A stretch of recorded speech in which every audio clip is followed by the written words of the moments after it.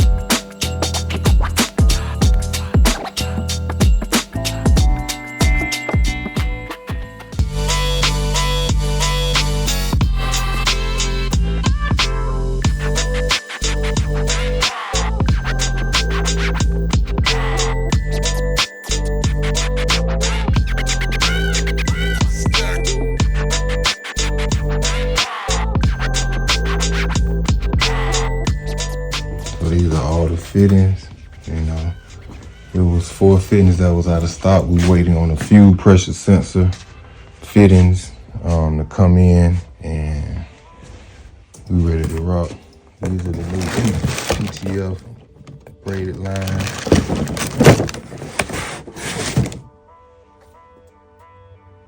We ready to go.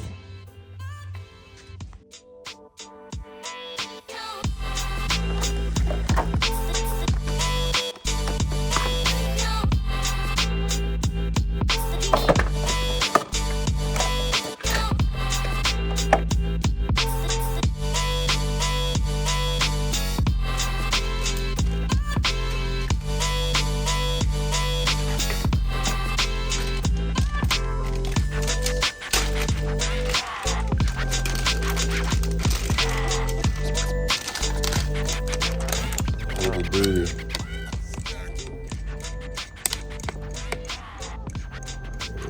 So now I got all the tools to do the line. Adjustable and wrench just arrived today. So we got the vice pieces that attach to the vice.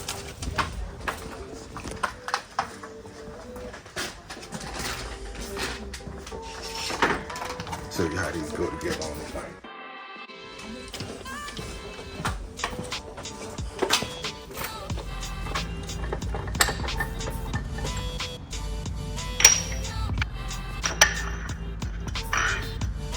So now you can put the hose line in here to fit in, clamp it, and then you can screw down the other one with the wrench, because each piece of is a 2-piece fitting.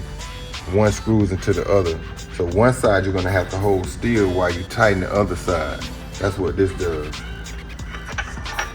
You got 60 and 50 and $60, you know, those PTFE air motor fittings. They so expensive. They're black anodized. You don't want to scratch them up. You know what I'm saying? So this is to still have that professional look, clean when you're looking, because you're showing these cars. You know, you're gonna have mirrors on the floor showing the underneath of the car, so you're gonna see if those fittings are gnawed up. You know what I'm saying? Or they're in pristine condition.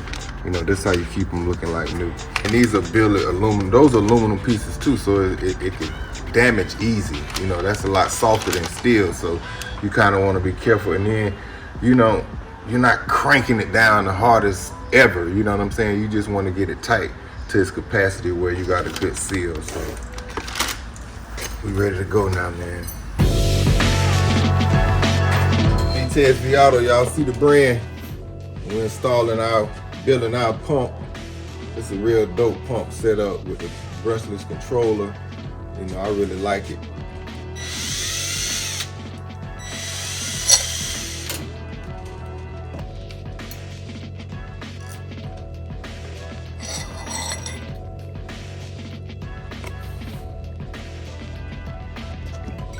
So y'all know we're using the Rix tank. This is the adapter that they give you at Rix tank to fit in their tank. So we'll install it. All right, first issue, guys, that came up with the air motive pump installation into the Rix tape. The factory pump has a retaining ring that slides underneath the pump, such so, and it sandwiches a gasket, and you screw, you know, it comes with the screws, the 10 bolts that screw it all down. Well, when you use the Rix tank, its separate adapter here is the only one. You don't even use that anymore. You just use this one with the adapter, with the gasket. And the reason why I knew something wasn't right is because when I tried, the pump comes with 10 bolts, and it's threaded already to screw into here, you know, and it screws in no problem. So when I went in with I actually tried to go in with the factory bolt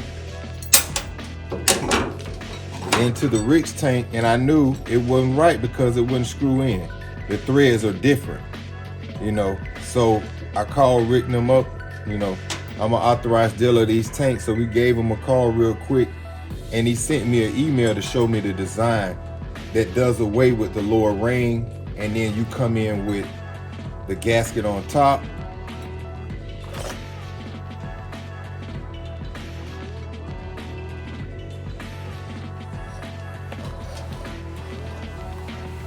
Now what you do use is the nylon washers that came with the pump.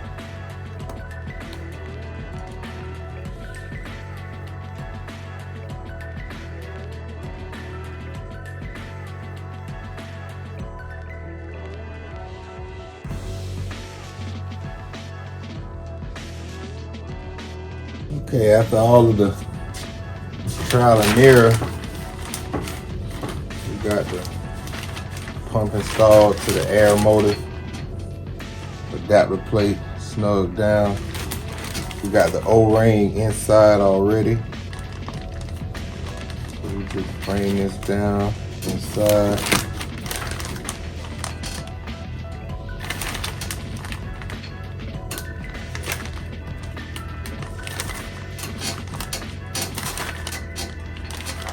Get it pretty much sealed even.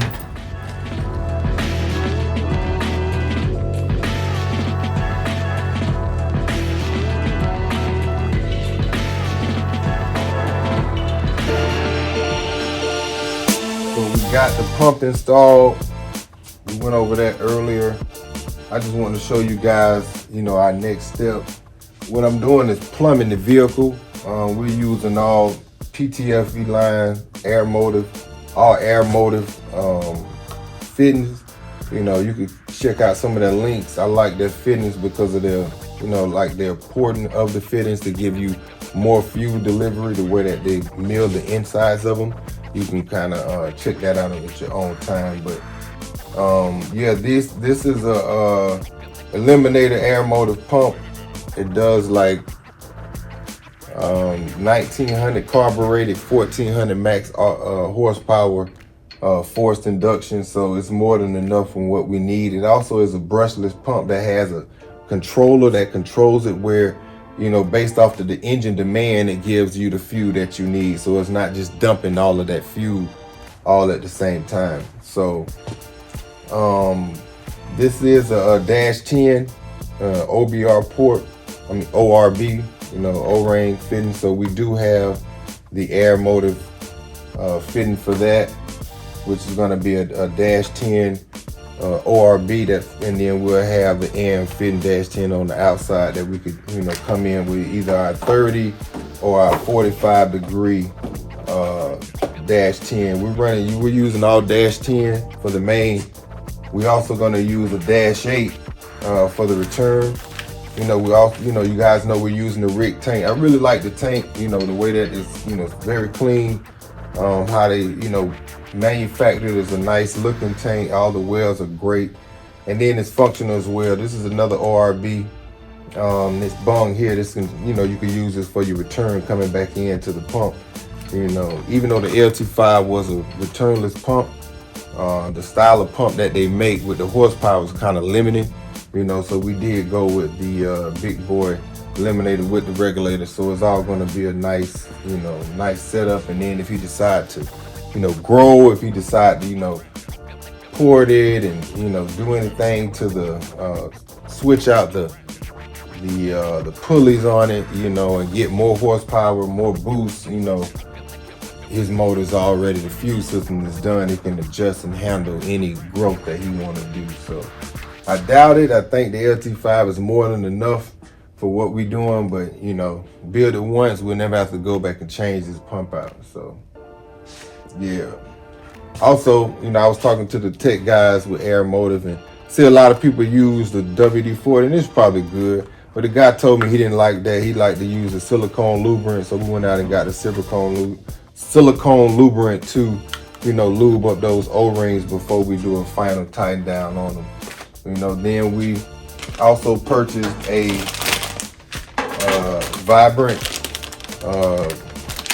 and billet adjustable wrench, you know, that goes up to all the way up to a 16 and down to a 4. So, you know, all of it's adjustable. It's billet aluminum. It's made for the fitness, because these air motive fittings, you know, these are, some of them are $50 fittings, you know, depending on which ones you get, you know. So you don't want to mar up your nice lines with using a regular wrench, a steel wrench on them, you know. So these are made for to kind of fit within the groove, so when you adjust it down,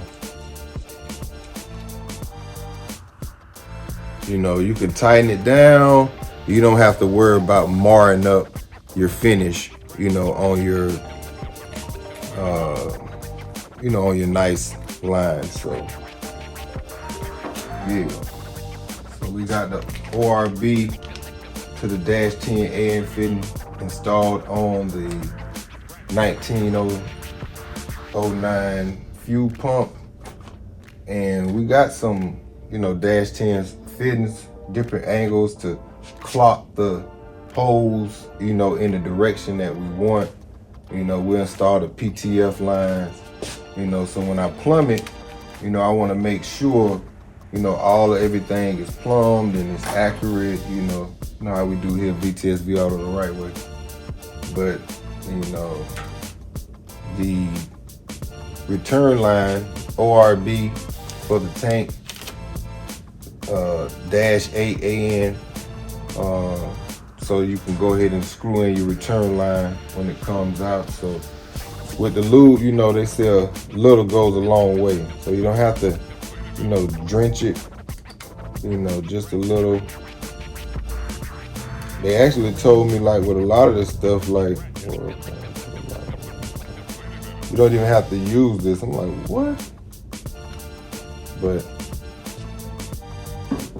definitely a stickler for details myself, so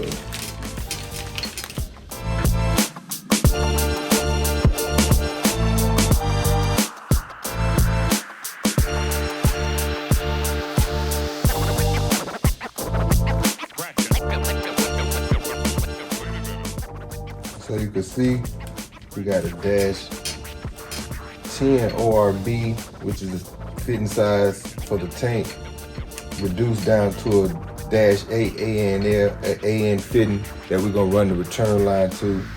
We got our main 10, and you can see how the 45 will clock it.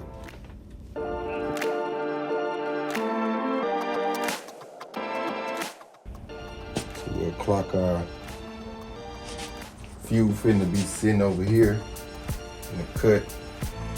We'll run a 30 off the fitting to the tank, and it'll flow perfect.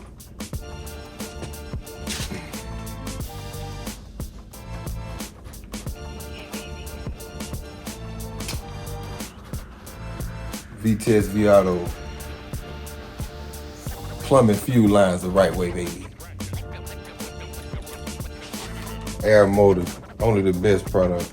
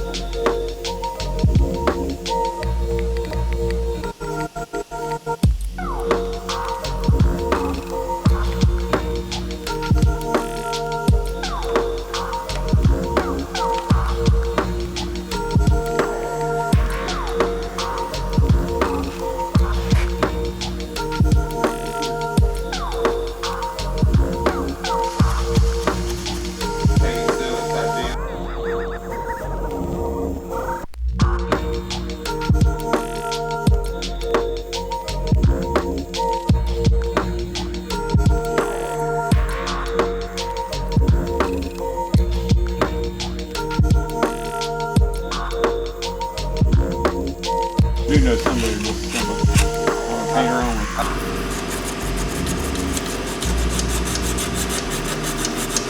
The holes in different places, or bolting it on there instead of going with the factory. And that bolt's going through there, so I want to reinforce it. I've got to have somebody gluing that there right now.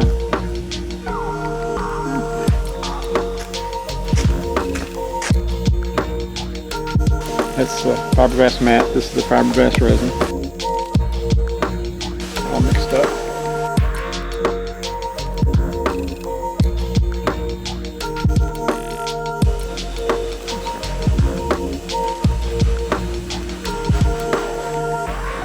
I don't have enough resin in any one stick.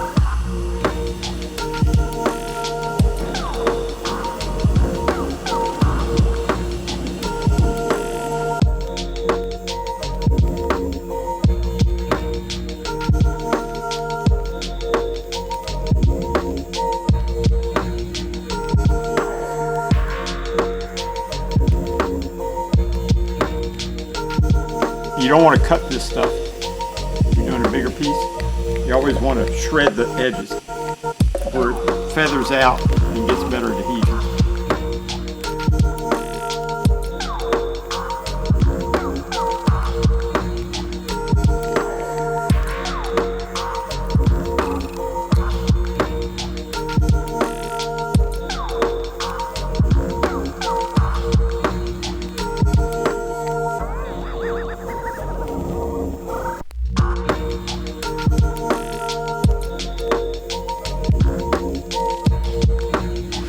Ideally, you want this to not set up for 15-20 minutes.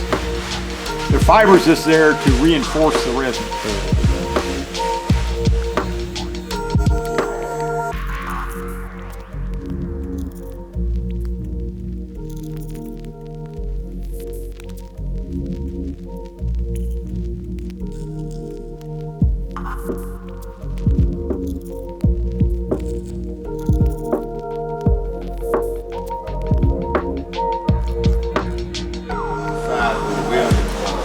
The back side of the door.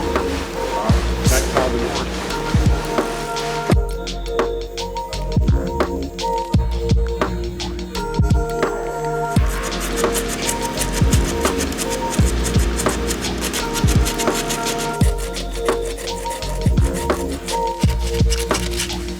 Catch a couple low spots. A low spot there, a low spot there, and then this right back here.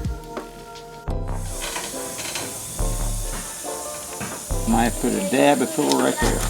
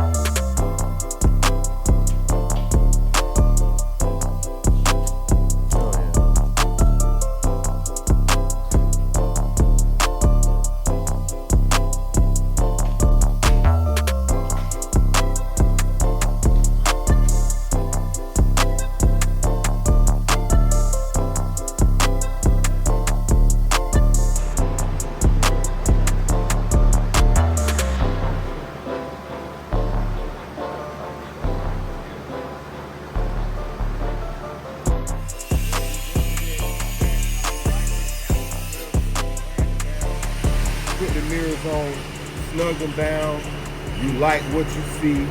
Okay, now we take out the tape measure. You know what I'm saying? It is not really hard because here you're gonna know from this line up down it's too high or low. You just really need to know how far back the tip of that piece is from the edge of this door to there, and then you can match it. The good thing about that side, none of these holes are over there. It never had a mirror.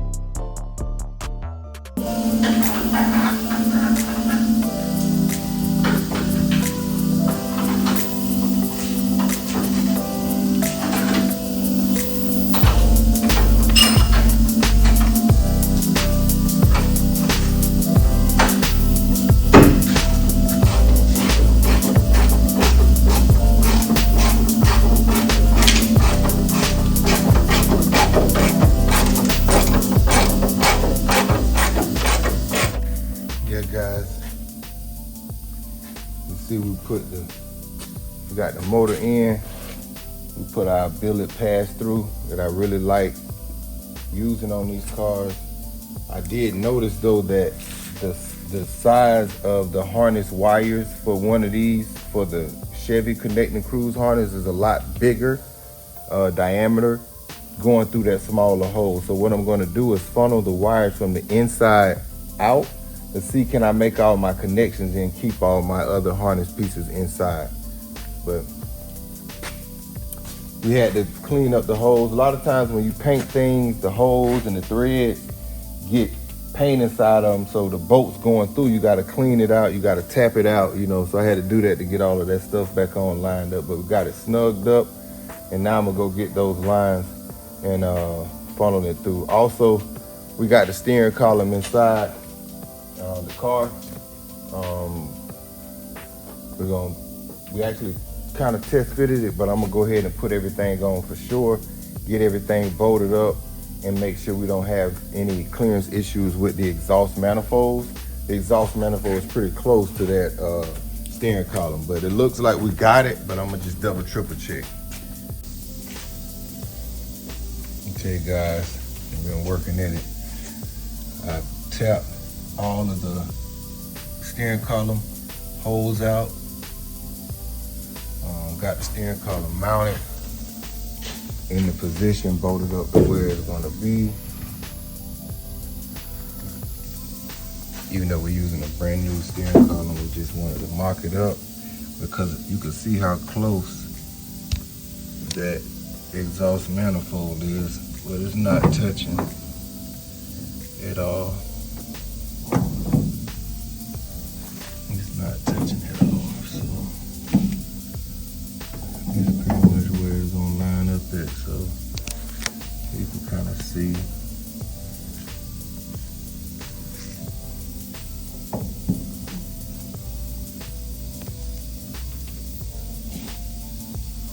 So it clears.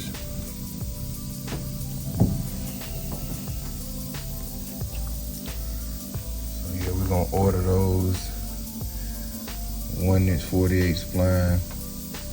And then the one for the bottom, we need another shaft. This shaft is longer on the Monte Carlo. We just used it off the money to mock up because I knew they was the same before I ordered something and it don't fit. So a couple bolts come out, locked on, put it right back where it was. But we do got clearance, guys. We got the column in. Everything checks out, so we don't have to put a dimple or nothing in those beautiful exhaust manifolds. Yeah. So that's good news. We do have the clearance that we need for the steering column to the exhaust manifold. We should be good in that department. So what I initially did with the tapping out of the steering column to get that, installed and everything to check true fitment in its right location.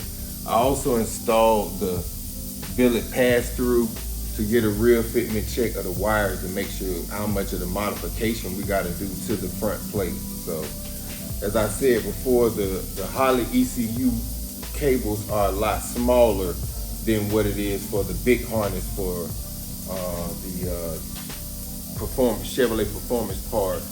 It's a GM computer, so there's a lot more wires. I just gotta make sure everything fit exactly how I wanted to go. So we're going in.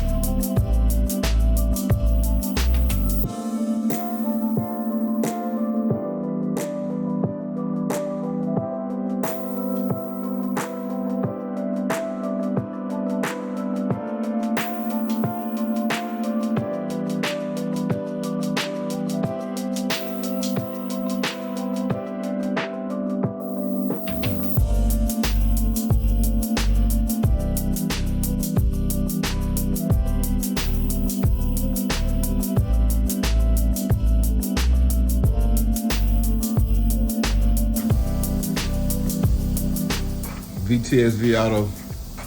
We're getting real close with Lofton. So it was a success with getting the wire harness through the billet bulkhead in the back. We do got it all the way through, so I know how to get it through. I was worried about the size. We got to modify the front piece, but that's easy peasy, no biggie. Also, you know, we had to put the fenders on and make sure we had all of our lines gapped with the new hinges added. We just want to double check, triple check. You can see where we want to be at. Pre-paint. Also, with those wires, the bulky harness coming through, I put up the vintage air unit. You know, if you guys can see that, I put the vintage air up to, you know, make sure we had the clearance behind it to get those wires, the harness connections through behind. You know, because I'm probably going to mount the ECU up here. You know, get the ECU mounted and everything up here. You know, I wanted to have the fuse kind of offset behind where you got access to it through the glove box in the back. But, you know, it would have to be sitting right here, and I don't know. Will it be kicking off heat? Will it throw off the AC? It shouldn't, because it'll be sitting right here by the blower, you know. But I finally look, I wiggled all these bitches through that little bitty hole. And what it was is, like, this can go in by itself, this can go in by itself, this can go in by this. So you got to do each and every one of these just to get the heads of them in first and then pull it through. Then you got to know which one to do next. Like, as you keep going through, like, these two are on opposite ends of the harness. So you're going to get this side in first, and then it's going to come in with these ground cables and stuff. So you'll bring one of these in, and then you'll sneak, you gotta sneak one of these in. And then, cause if you try to bring it in and not order, the size of these is gonna be too big to get these connectors through. You gotta kind of know when to get them in. Bro, it took me about 3 hours, bro, but I figured it out. I said, okay. Then, once I got it in, I'm like, okay, I see where it's coming through the hole inside the car. I'm like, okay, we need to put the evaporator on the inside to make sure the evaporator is not interfering with the flow of the wires. Got the evaporator in, put it in. So now I'm already figuring out where I'm gonna mount. Like, this is the brain unit right here, that box right there, that's the brain unit. You know, power, fuses, everything comes to there. And then that's what gives the unit its power.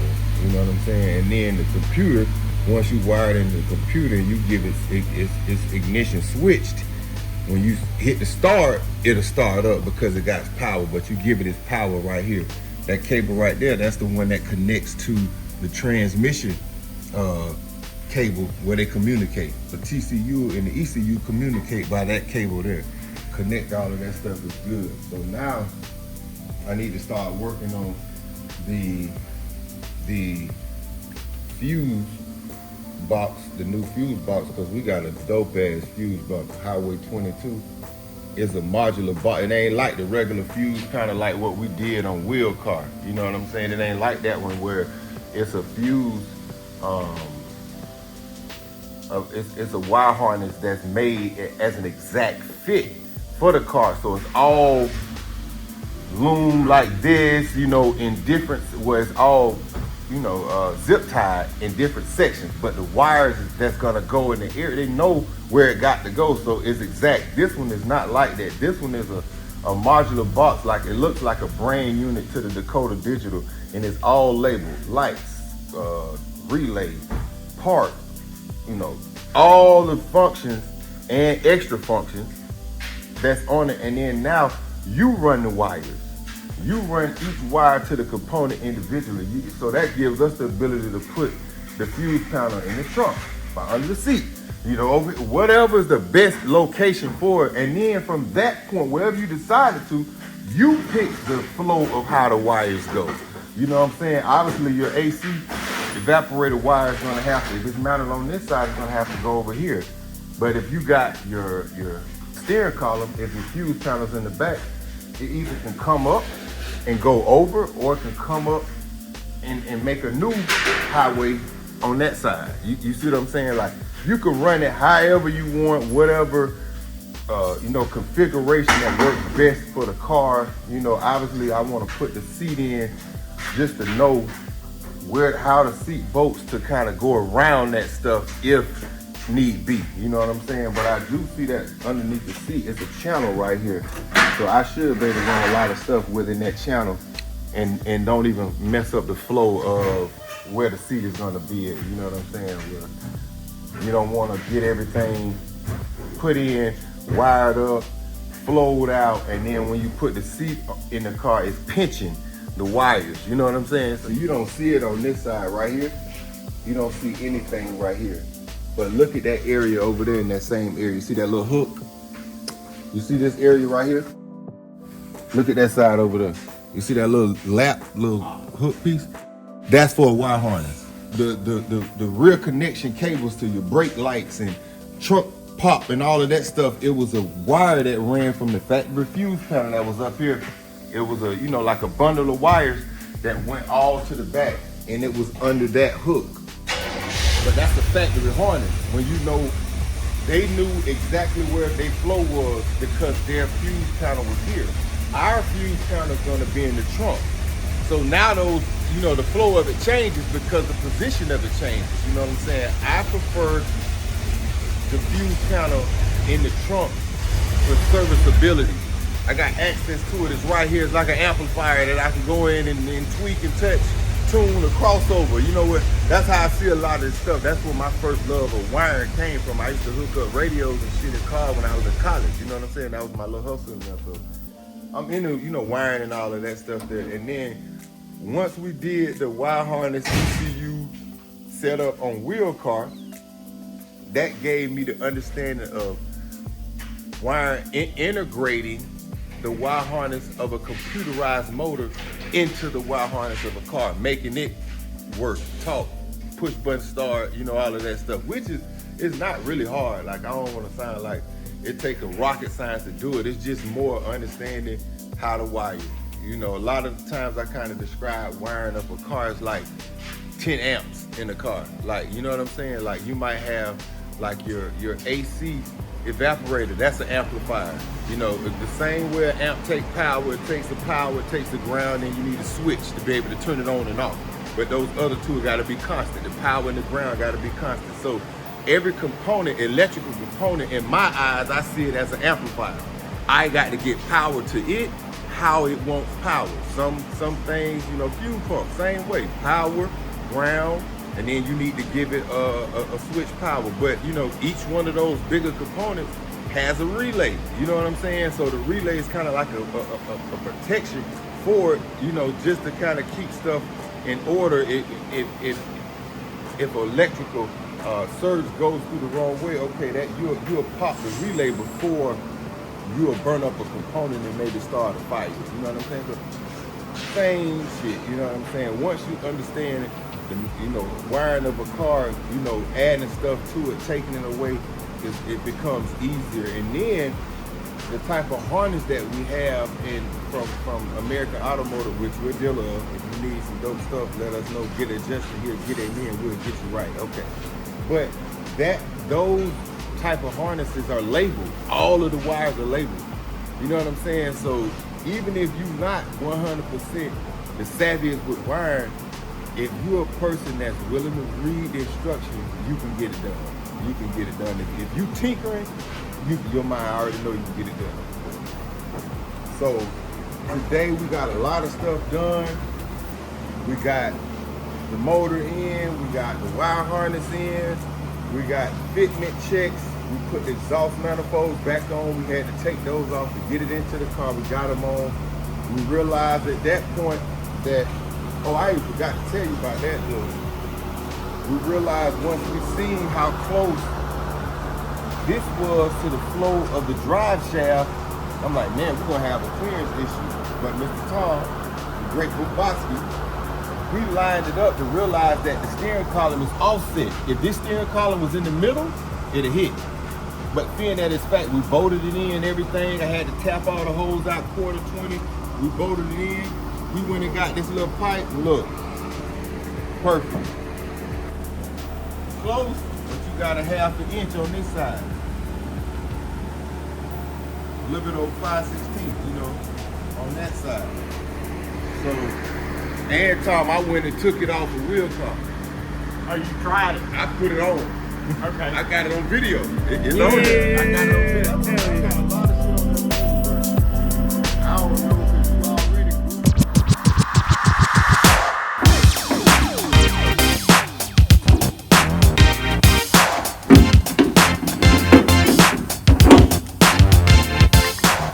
On the glasses? Oh, yeah.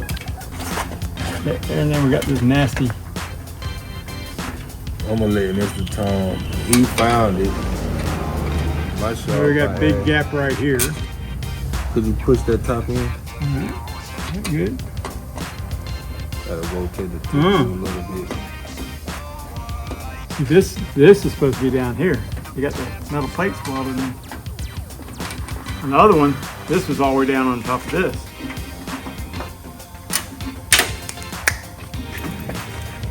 And up top, I don't know if I need to do much of a plate, little plate. See this, how this fits? Okay. With that one, it's a completely different position.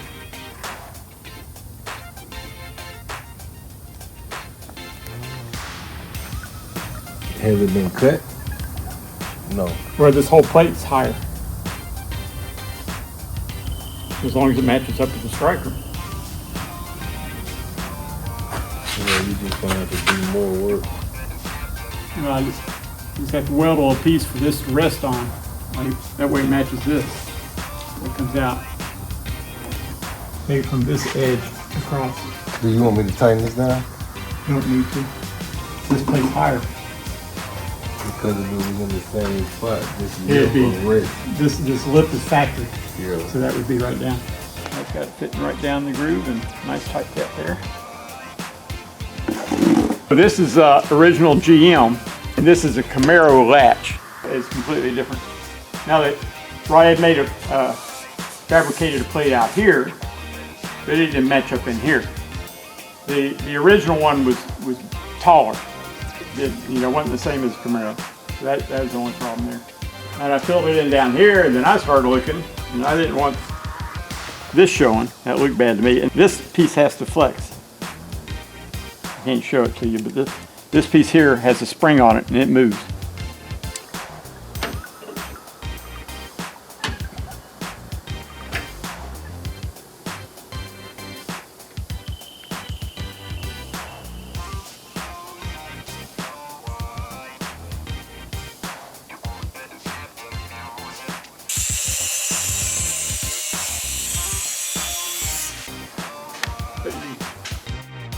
Then we just have to build this up.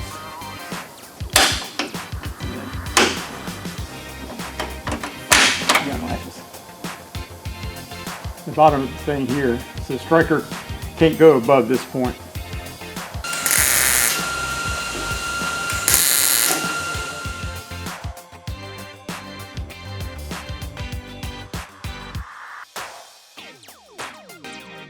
This is high here. And then I've got to taper it down to here. So filled this all with weld, round it down. There's this piece will be countersunk in there. It's more closer to flush here. It's sunk in up there.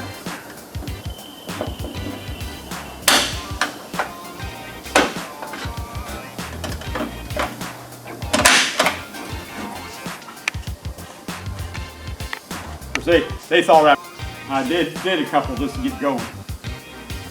Camaro, one first in the door. I did it for $2,000. Yeah, that's what bought everybody in. Yeah.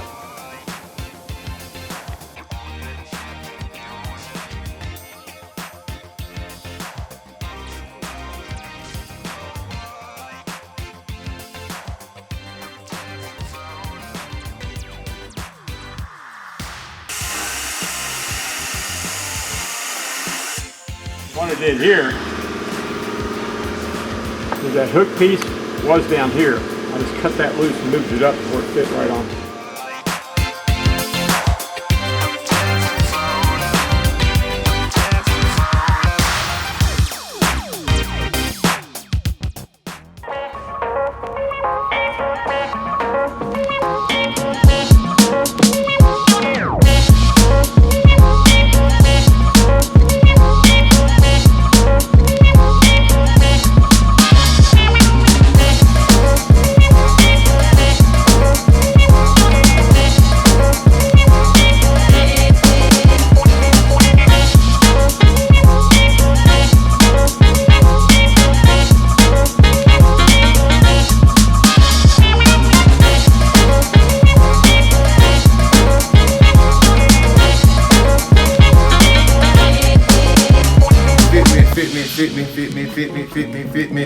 Fitting the bumper to the car.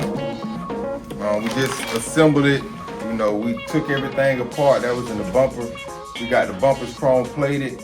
We got all of the structural supports, the bumper brackets and supports, the internal part of it. We got everything powder coated. Now we're going back in with all correct hardware, grade 8 stainless on the part and chrome. The outer parts we did use the chrome carriage bolts. A little pricey for those, but that's another story for another day. So I got Justo here with me, Mr. Tom. We're mounting it because we did a lot of metal work around the quarters, the area, the bumper pockets, what it fits in. We want to make sure all of those are sharp, all of the lines are level. You know what I mean? This is the time to do it. You know, put it together, make sure everything fits. And then when I put this together too, it showed me all of the bolts we needed. So I already had a bag of bolts that we already went and bought for the car, but we didn't have any chrome. And I needed to know how many bolts we needed for what. So stay tuned, guys. We're gonna go ahead and put all this up and I'm gonna let y'all see. Tell me what y'all think, man, when you see how this bumper fit up, tucked up in that nice. Tell me, guys, what y'all think about these bumper brackets.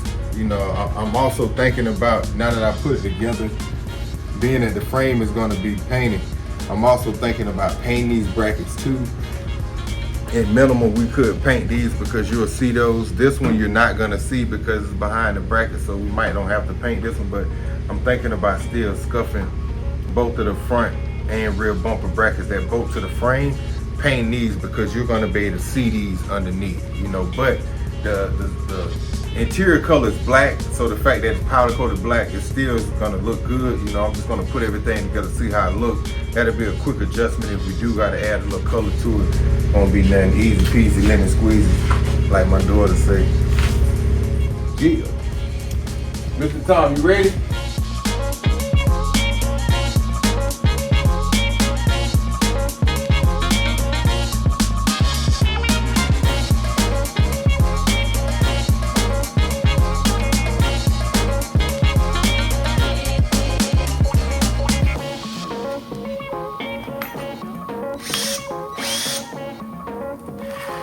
We got to put the hole saw here, and then we've got a hole saw round hole on the inside.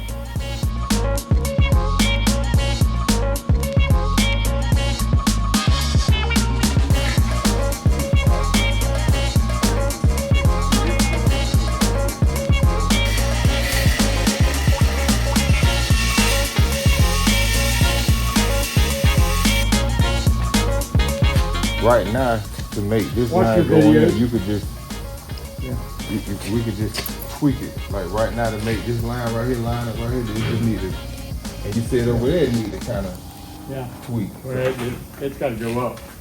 Big thing here. And it's a question of how close you want to be here. We need to get a bumper filler in there, right? Bumper filler doesn't fill that. Bumper fills down here. It comes, I don't know, it comes, you get one, it mainly fills and down then, here. They got the little chrome piece that screws There's a chrome piece. So we gotta, I don't know if I mean, you already fitted it before, you had it in, you know what I'm saying? But we got them inside.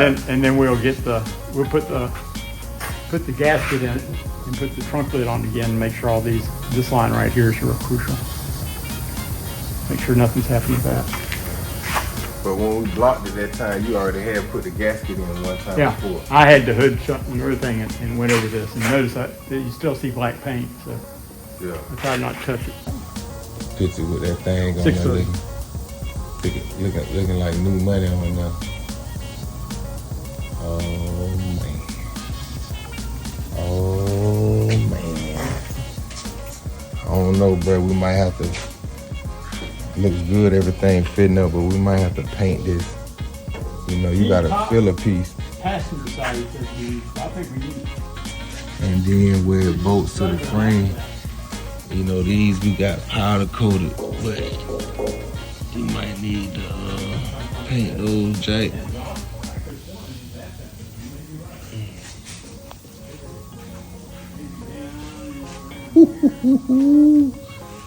Big brother, where you at?